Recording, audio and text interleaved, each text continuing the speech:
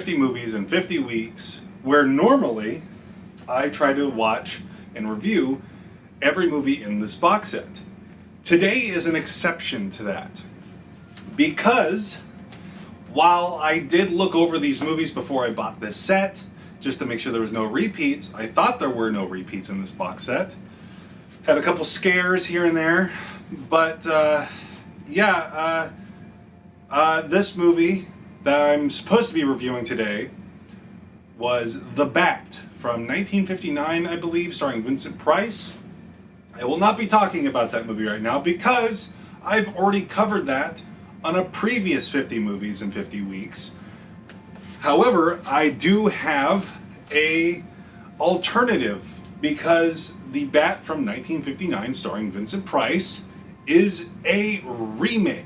And I decided to check out one of the original versions of this story. You see, I have to hold him or else he will run around and attack my camera and stuff.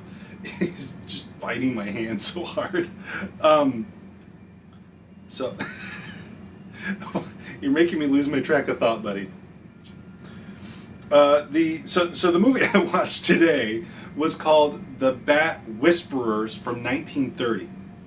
It's from the director of the original version of The Bat from 1926, but that's a silent film and this is a talkie. So I decided that it would be better to talk about one of the original versions than the version that's on this box set.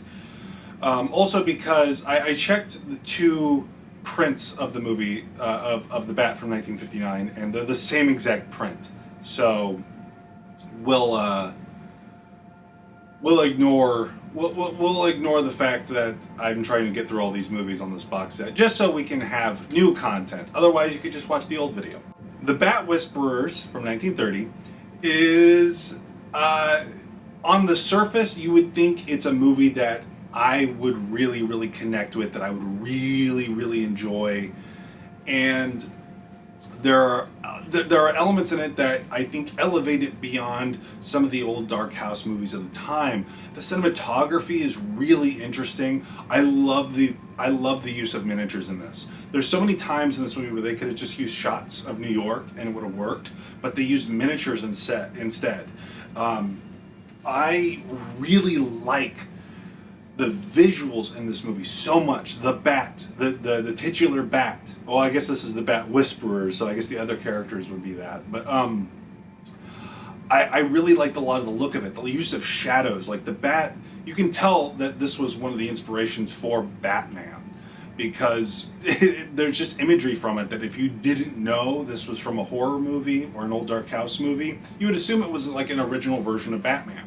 And I guess Batman is just a work of plagiarism in and of itself, but I think most people don't know that. Batman was plagiarized from several things, mainly the shadow, like plot beat for plot beat.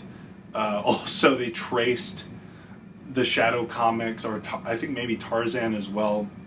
The original Batman is an embarrassing work of plagiarism, but it grew into something more interesting. I digress. Let's go back to The Bat Whisperers. I really like a lot of things about this movie, but I think I liked the one with Vincent Price more because it moved at a much better pace. It was a cheaper movie. This movie is very superior on a technical level, but I did not feel much for the characters at all. It wasn't very interesting. You needed someone like Vincent Price to really hold it together.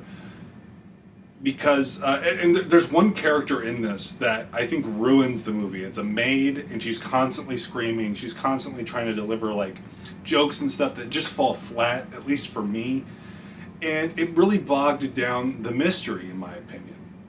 I really wanted to like this movie more than I did. But it didn't feel like a waste of time. I was happy I saw it. One thing I did like about the movie, though, is once they reveal the killer, once they reveal who the Bat is, the curtains close, and a theater worker goes to, put the end on the screen, and someone off screen goes, "Hey, the movie's not over yet." And a guy comes out and he goes, "Hey everyone, we had a lot of fun here tonight, but if you could please not reveal who the killer is to your friends, we'd really appreciate that." And that's how the movie ends. So I won't tell you who the killer is, even though this movie is like over 100 years old. Actually, it's just under 100 years old. So I think that's all I have to say for now. I enjoyed the movie, but not enough to ever rewatch it.